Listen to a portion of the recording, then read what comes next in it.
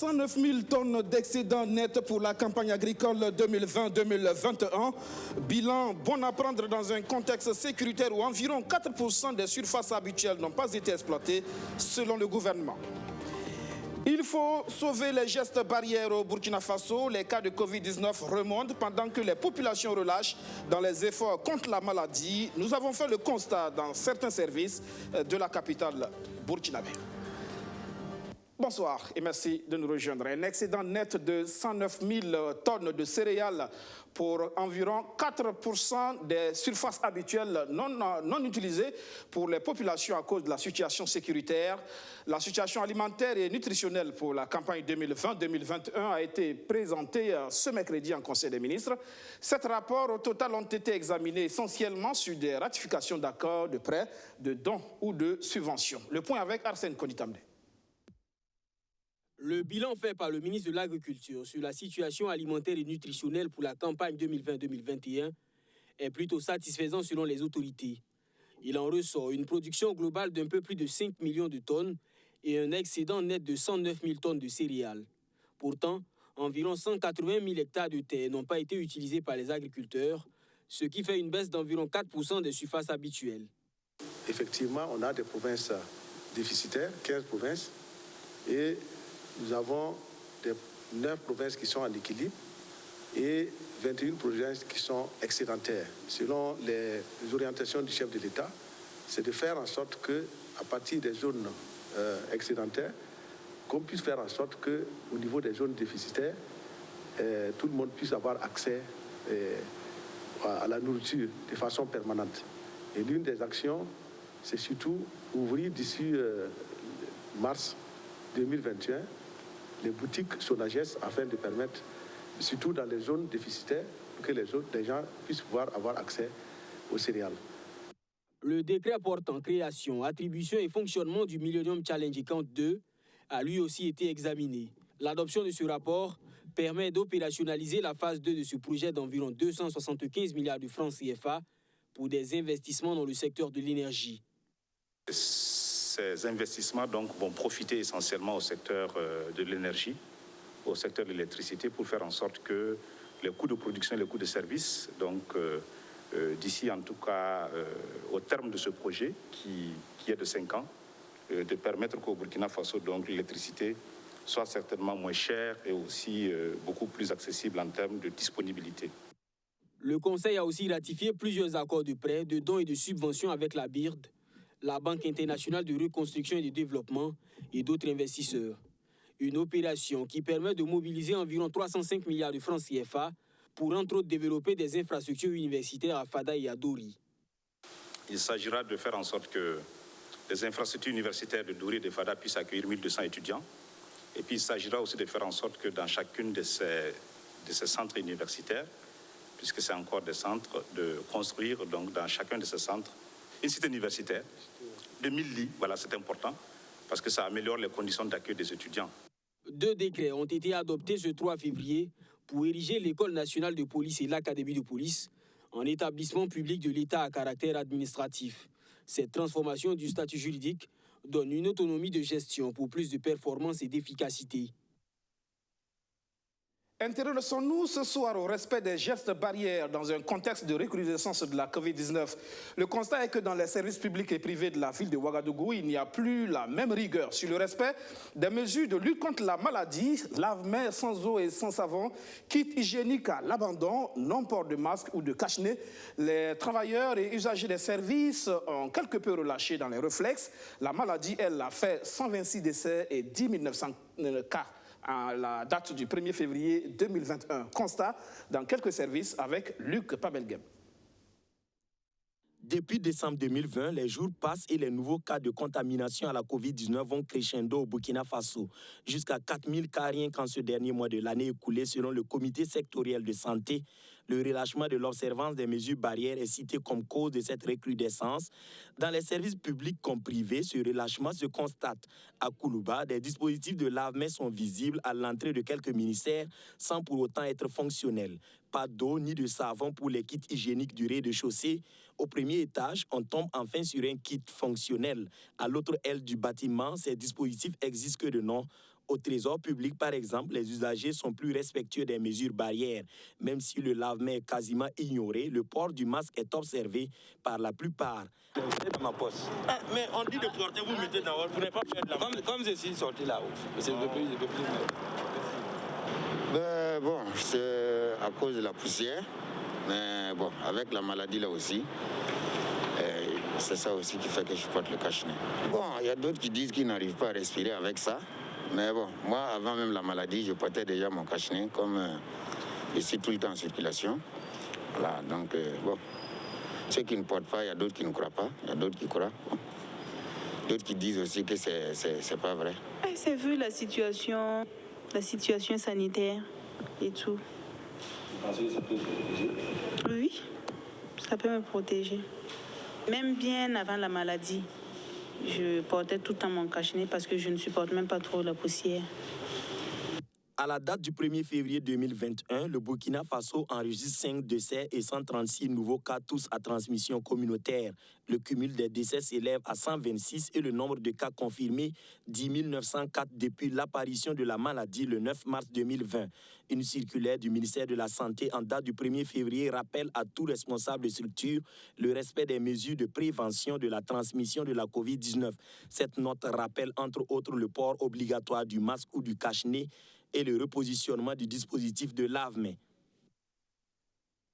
La recherche scientifique, elle, continue de jouer sa partition dans la recherche de remèdes à la COVID-19. Au Burkina Faso, ce domaine n'est plus seulement l'apanage du public. Le privé apporte de fort belle manière sa contribution à la recherche scientifique. C'est le cas du groupe de recherche Action en santé, basé à Ouagadougou, dans le quartier Somgandé. Que fait réellement cette institution? Pour en savoir davantage, la nouvelle ministre en charge de la recherche scientifique, Maminata Koulibaly, était dans les locaux du GRAS pour constater les travaux de recherche de cet institut scientifique qui travaille pour le contrôle et l'évaluation des maladies infectieuses. Rémi Lambert-Nébier. Fondé en 2008, le groupe de recherche Action en santé GRAS est un pôle scientifique focalisé sur les recherches innovantes. Doté d'un plateau technique de dernière génération, cet institut de recherche s'est illustré depuis sa mise en branle en 2018 par la production de données fiables. Plusieurs pathologies font l'objet de recherches dans les laboratoires du GRAS. Nous travaillons donc dans le développement de vaccins, que ce soit dans le domaine du paludisme, des maladies diarrhéiques. Dans les maladies diarrhéiques, donc, il y a la typhoïde et puis il y a une autre maladie diarrhéique liée à l'enfant. Nous y sommes. Nous sommes dans le développement donc, de médicaments qui sont donc des antipaludiques, d'autres médicaments. Nous sommes aussi dans le domaine du Covid en train de conduire un certain nombre d'activités qui permettent de mieux comprendre l'interaction entre cette maladie et le paludisme et aussi l'effet d'un certain nombre d'antipaludiques utilisés couramment. Il y a un certain nombre de maladies qui touchent nos populations, liées à l'eau, qui touchent nos populations, notamment donc les bilharzioses. Et là, il n'y a pas de vaccin encore. Nous avons eu le privilège, avec un certain nombre de partenaires depuis le Texas, aux États-Unis, d'initier une recherche sur le vaccin, sur cette maladie qui touche nos populations. En visite dans cet institut de recherche qui relève du privé, la toute nouvelle ministre en charge de ce département réaffirme l'engagement du gouvernement de faire de la recherche scientifique le pilier de la quête du bien-être sanitaire des populations burkinabées. Cette visite s'inscrit dans le cadre d'une série de sorties que j'ai entreprises depuis le jeudi passé dans les centres instituts de recherche. J'étais émerveillée par tout ce qui se passe ici. Une initiative privée, donc une structure à encourager. Donc c'est un exemple à suivre et je pense qu'ils méritent qu'on les accompagne donc pour toujours des résultats palpables en matière de recherche en santé. Regorgeant d'une panoplie de spécialistes, notamment en assurance qualité des essais cliniques, en sciences biomédicales, en statistiques médicales et en sciences humaines et sociales, le groupe de recherche Action en santé contribue également à la formation des jeunes médecins burkinabés passionnés par la recherche. Il y a aussi le CAPES, le Centre d'analyse des politiques économiques qui s'intéresse aux grands enjeux des sciences, des technologies et de l'innovation dans le développement du Burkina Faso. Il faut ajouter de la science dans l'action gouvernementale, pensent certaines personnalités de la recherche scientifique. Abdou Aziz Saré. Face aux étudiants venus de diverses universités, deux grands scientifiques burkinabés. Lassina Zerbo, secrétaire exécutif de l'Organisation du traité d'interdiction complète des essais nucléaires (OTIS, et le professeur Frédéric Ouattara, astrophysicien. Avec des exemples à l'appui, il tente de répondre aux préoccupations de l'assistance qui veut savoir comment faire de la science et de l'innovation un accélérateur du développement du Burkina Faso. Pour le secrétaire exécutif de l'OTIS, le gouvernement doit joindre la science à ses actions. C'est en cela que la participation de la science au développement du pays sera une réalité. Il faut que tout ce que nous faisons ait une base scientifique. Parce que la science, parce qu'elle est exacte, les gens sont obligés d'être d'accord. Et c'est ça qui a amené le concept d'ailleurs de la science et de la diplomatie. Il faut que les gouvernements aient des conseillers scientifiques dans toutes les missions diplomatiques où nous traitons de la science, de la sécurité. À la FAO, à Rome, à Genève, à Vienne et aussi au niveau de l'Union africaine. C'est important. Il ne faut pas laisser les diplomates seulement aller pour discuter des questions scientifiques où on doit mettre les politiques de développement scientifique et technologique de l'Afrique. Il faut qu'ils aient, de la même manière qu'on a un conseiller diplomatique, il faut qu'on ait un conseiller scientifique. Et ça, c'est important. Selon Lassina Zerbo, les pays qui maîtrisent les sciences et la technologie réussissent. Mais il se veut clair, l'importance des sciences et des technologies n'est pas seulement pour le développement. Elle est encore plus pour la sécurité, surtout dans ce contexte marqué par des attaques terroristes. Si vous écoutez le dernier discours du président Obama à l'Académie des sciences américaine, il a parlé plus de la recherche pour la sécurité. Parce que c'est de ça qu'il s'agit dans certains pays. Le Burkina ne doit pas être en reste, l'Afrique ne doit pas être en reste. Nous parlons de développement, mais on peut faire le développement que quand il y a la paix. Et donc il faut que notre recherche aussi soit associée aux problèmes de sécurité que nous avons. Et on parle du professeur Ouattara qui parle de l'espace, des nanosatellites. Il y a l'utilisation aussi de ces nanosatellites pour la sécurité. Et il faut qu'on y pense. Parce qu'avec le digital, la révolution digitale, la 4e révolution industrielle, on ne peut pas se permettre d'aller à petits pas. Il faut que nous fassions des grands bonds. L'astrophysicien Frédéric Ouattara félicite le gouvernement engagé dans la réalisation de lycées scientifiques dans toutes les régions du Burkina Faso. Mais il pense qu'il doit aller au-delà.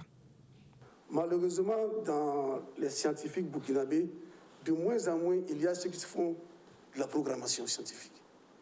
La programmation est fondamentale dans la recherche. Donc il va falloir qu'on regarde dans nos programmes d'enseignement, dans les UFSC et technologies, de mettre l'accent sur la programmation scientifique, afin que les enfants puissent avoir les backgrounds nécessaires pour faire justement les Haïti dont parlait le docteur Zerbo. Cette conférence publique est une initiative du CAPES, Centre d'analyse des politiques économiques et sociales. Comme vous le savez, le renforcement des capacités pour le développement est une exigence que les autorités de ce pays ont comprise. Et le CAPES aussi, en tant que think tank qui travaille dans le domaine du renforcement des capacités, a pensé que c'était important qu'on puisse réfléchir sur le rôle de la science, la technologie et l'innovation dans le champ du développement. Comment promouvoir la science, la technologie et l'innovation pour accélérer le développement du Burkina Faso? C'est sur ce thème que se tient cette conférence publique. Les conclusions qui en découleront seront remises aux autorités, à en croire les initiateurs. Après le ministre de la Réconciliation nationale et de la cohésion sociale, c'est au tour de la CNDH, la Commission nationale des droits humains, de rencontrer le collège de dialogue et de médiation du Gourma. La CNDH sollicite l'accompagnement de cette structure dans la récupération de corps sans vie abandonnés après des attaques terroristes dans certains villages de la région de l'Est. Ce sont au total une 40aine de corps recensés par les autorités locales et qui attendent d'être inhumés dans la dignité. Par ailleurs, de nouvelles incursions terroristes seraient enregistrées dans la région après 3 mois d'accalmie. Archimède Boy. Depuis octobre 2020, la région de l'Est du pays n'a plus enregistré d'attaques terroristes. Un calme plat, mais précaire, car depuis janvier 2021, de nouvelles incursions sont constatées, selon le maire de la commune de Fadangomba. Nous avons constaté qu'il y a de nouvelles incursions qui se font, des enlèvements dans les villages, des tortures, des tueries, mais nous n'avons plus d'attaques systématiques comme on l'avait courant 2020. Aujourd'hui, les autorités locales recensent une quarantaine de corps sans vie abandonnés dans des villages après le passage de l'hydre terroriste. Il faut dire qu'au total, nous avons recensé 47 cadavres qui sont dans la nature, je peux dire ça ainsi, dans la commune de Fada.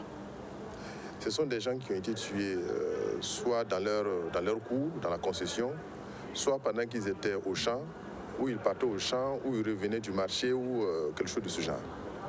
Et vous savez, aujourd'hui, nous avons des villages dans la commune de Fada où c'est 0 habitants. Parce que tout le monde est parti. Il y a eu une attaque sur le village, les gens sont partis et les gens ne sont jamais revenus. Donc ceux qui ont été tués sont restés là. Ils n'ont jamais été inhumés. C'est justement le premier challenge du collège de dialogue et de médiation du Gourma. Celui de récupérer ces corps en vue, de leur assurer une inhumation dans la dignité. C'est pourquoi il vient solliciter ce 3 février l'appui et l'accompagnement de la Commission nationale des droits humains. Nous attendons que cette structure nous facilite, nous apporte les mécanismes nécessaires pour pouvoir parvenir à notre objectif en augmentant le soulagement des familles endeuillées. La CNDH a, avec une fois de plus beaucoup d'engagement, traduit donc sa disponibilité à accompagner le collège de médiation dans le cadre donc, de sa mission qui poursuit donc les objectifs, comme je l'ai dit, de respect des droits humains, mais aussi de stabilité, de cohésion dans la commune de Fada et au-delà dans la région de l'Est. En rappel, en juin 2020, suite à la mort de 12 détenus à la gendarmerie de Tanwal-Bougou, dans la région de l'Est, la Commission nationale des droits humains avait invité la justice militaire à plus de célérité dans le traitement de ce dossier.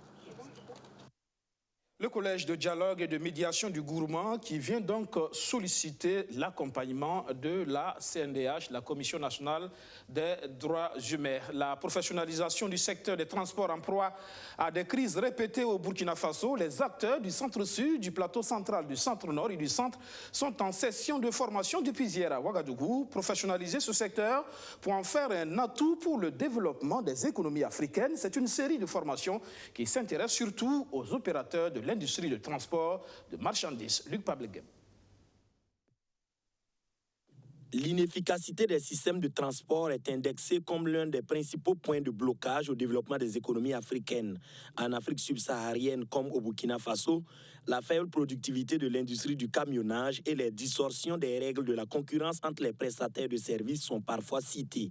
Le ministère des Transports, de la Mobilité urbaine et de la Sécurité routière, avec l'aide de ses partenaires, a initié une série de formations dans les régions du Burkina Faso et la session de formation des opérateurs de l'industrie du transport de marchandises de Ouagadougou marque la fin de cette série. Aujourd'hui, quand on parle de fixation des coûts de transport, ce n'est pas donné à n'importe qui.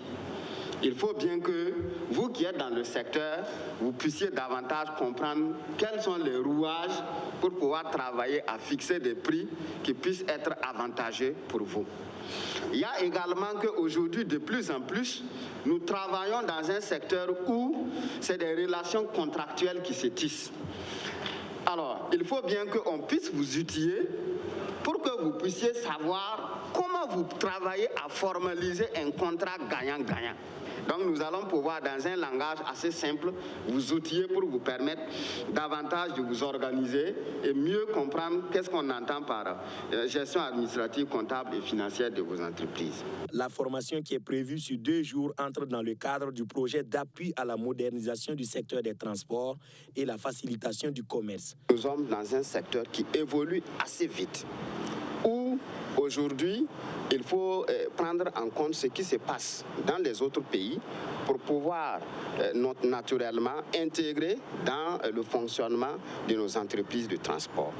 Et nos transporteurs qui n'ont pas l'occasion de sortir tous pour voir ce qui se passe, nous avons la responsabilité, en tant que justement ministère en charge de ce secteur-là, de travailler à collecter toutes ces informations et pouvoir leur porter à leur attention afin qu'ils puissent tirer le maximum d'avantages. Le renforcement des connaissances et compétences d'un vivrier d'acteurs privés que sont les chargeurs, les transporteurs et les transitaires dans les domaines du transport et de la logistique inter-État peut leur permettre de s'adapter aux mutations de l'environnement des transports internationaux et d'améliorer leurs prestations de l'avis des organisateurs. C'est un engagement réaffirmé à assurer la protection de la propriété littéraire et artistique au Burkina Faso. Ils sont 28. Le directeur général du BBDA, le Bureau burkinabé du droit d'auteur, et ses collaborateurs, ils ont prêté serment ce matin au tribunal de grande instance de Ouagadougou, élargi l'assiette de recouvrement pour les créateurs. Ils ont promis, les juges ont rappelé, c'est désormais une obligation. Les animateurs du BBDA doivent prêter serment avant d'exercer leur métier sous peine d'amende. Le film de la cérémonie avec Benjamin Kwame. 28 agents du bureau burkinabé du droit d'auteur au parquet ce mercredi. Wahabou Bara et ses collaborateurs sont appelés à tour de rôle par les juges au barreau. Ils répondent par la formule sacramentale « Je le jure », témoins de leur réengagement à protéger toutes les propriétés littéraires et artistiques. Un exercice, une première pour le BBDA qui doit être dorénavant perpétué au risque de subir la rigueur de la loi. Vous exercez sans prêter serment, c'est une infraction. C'est passible d'une peine d'amende qui peut aller jusqu'à 250 000 francs.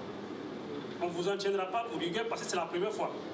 Mais on vous tiendra quand même à l'œil, je suis obligé de vous le dire.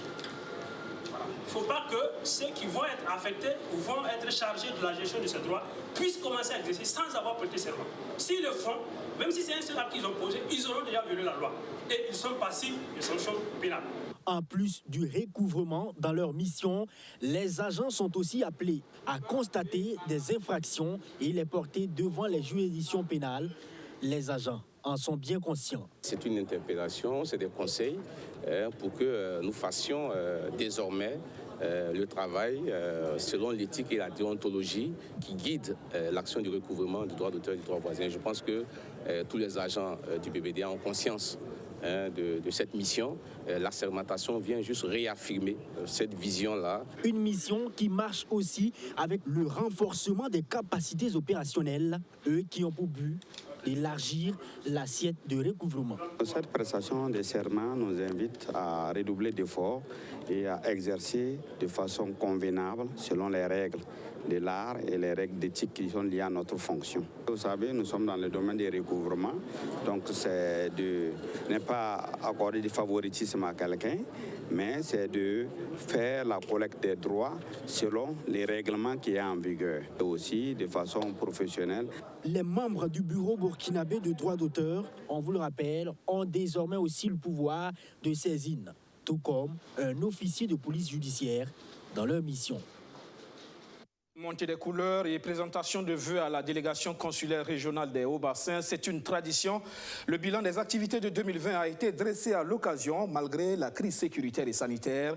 Il est jugé positif, surtout Justin Daviré. Montée des couleurs, présentation de vœux du président de la délégation consulaire régionale des Hauts-Bassins. Bilan de l'année 2020, la tradition a été une fois de plus respectée à la Chambre de commerce de Bobo-Dioulasso. 2020 a été positif pour la délégation consulaire régionale des Hauts-Bassins, malgré le contexte difficile marqué par la crise sécuritaire et la pandémie de la Covid-19. L'ensemble des recettes au 30 septembre, les résultats étaient atteints à 109%. Les réalisations étaient aussi atteintes. L'ensemble des programmes et projets inscrits pour l'année 2020 était de 51. 46 ont atteint un taux de réalisation de 114% et les 6 autres sont aujourd'hui à 46% de taux d'exécution. Des résultats à mettre au compte du personnel de la direction régionale de la Chambre de commerce de Bobo-Dioulasso. Un personnel que le vice-président de la délégation consulaire régionale des Hauts-Bassins a félicité, encouragé et exhorté à continuer à donner le meilleur de lui-même afin d'atteindre les objectifs de la mandature 2016-2020 que s'est fixé la délégation consulaire régionale des Hauts-Bassins. Et aussi, à l'occasion, permettez-nous de dire que tout cela marche et fonctionne correctement sous le leadership du président Diawara. Cet homme qui a incarné le travail bien fait et c'est ce qui, en tout cas, nous affiche les indicateurs dont nous venons de commenter. Pour cette nouvelle année, les grands projets inscrits Dans les agendas, c'est l'extension du port sec de Bobo-Dioulasso. Le projet a un taux d'exécution aujourd'hui important, autour de 20-26% qui était prévu et poursuit toujours, en tout cas, sa réalisation. Les promesses tenues par les entreprises seront respectées. Et à la sortie, on trouvera un port sec en mesure de recevoir 3 millions de tonnes de marchandises en lieu et place de 1 500 000 tonnes reçues aujourd'hui. L'année 2021 marque la fin de la mandature 2016-2021 de la délégation consulaire régionale des Hauts-Bassins avec des élections consulaires à venir. Pour le bon déroulement de ces élections, Alassane Sirnou invite l'ensemble des acteurs au fair play. Des images, celle d'un cas du club de football de première division burkinabé, Salitas FC. C'est à l'entrée de la ville de Bobo-Dioulasso. Le feu serait parti des roues avant. Heureusement, il n'y a pas de souci à se faire pour les joueurs. Madizongo. Les pneus ont explosé. Voilà, donc le chauffeur a fait de son mieux pour pouvoir garer le car. Et ils ont demandé à tout le monde de descendre. Voilà, c'est comme ça que nous sommes descendus. Bon, après, on a vu que les pneus prenaient feu et ils nous ont dit d'essayer d'enlever les bagages dans le car. Voilà, vite fait. Voilà, et moi, je m'ai préoccupé, c'est ce qu'on a fait. Maintenant, on a essayé de voir les pneus, comment c'était. On a vu que les pneus prenaient feu et on a essayé de prendre de l'eau à la boutique. Il y a des femmes aussi. Parce que c'est passé vers quoi. Voilà, il y a les habitants de là-bas aussi qui nous ont beaucoup aidés. Ils nous ont donné un coup de main. Voilà, à essayer de mobiliser un peu le feu d'ici que les sapeurs-pompiers n'arrivent. On a été blessés, on remercie le bon Dieu pour ça. Voilà, tout le monde est en bonne santé, c'est un sauf. Je remercie surtout les habitants de Koua qui nous ont beaucoup aidés. Et puis les sapeurs-pompiers qui sont venus aussi à temps, vite fait. Voilà, qui ont essayé d'éteindre le feu. Et on tient aussi à remercier M. Raimo Drogo, le président de Raimo, qui nous a envoyé un car, voilà, pour que nous puissions arriver à l'hôtel. Choc, pas de choc, voilà, tout le monde est déjà concentré sur le match. Ça, c'est déjà passé, voilà, c'est déjà fait. Voilà donc pour les explications du capitaine de Salitas FC. C'est la fin de ce journal, mais restez avec nous à 20h15, le JT Moré avec Eric Soudré. Et puis à 21h en direct du grand studio de la télévision BF1, le premier numéro de votre magazine de grand reportage Ligne de mire. Et pour ce premier numéro, nous aurons un débat, puis en diffusion de grand reportage en 13 minutes. Vous saurez tout sur l'action des VDP, les volontaires pour la défense de la patrie. Un an après, des appréhensions au départ, mais à l'arrivée, un an après. Donc, qu'ont-ils apporté justement dans la sécurisation de notre pays? Eh bien, des invités, le colonel-major Gilles Bachenot, chef d'état-major de l'armée des terres, le maire d'Arbinda, commune en proie au terrorisme, Ali Nana, initiateur du mouvement pour la résistance populaire, et puis le député Alidou Sanfo de la commission défense de l'Assemblée nationale. C'est donc tout à l'heure à 21h sur BF1, le premier numéro de votre magazine de grand reportage Ligne de mire. Excellente soirée sur notre chaîne. Bonsoir.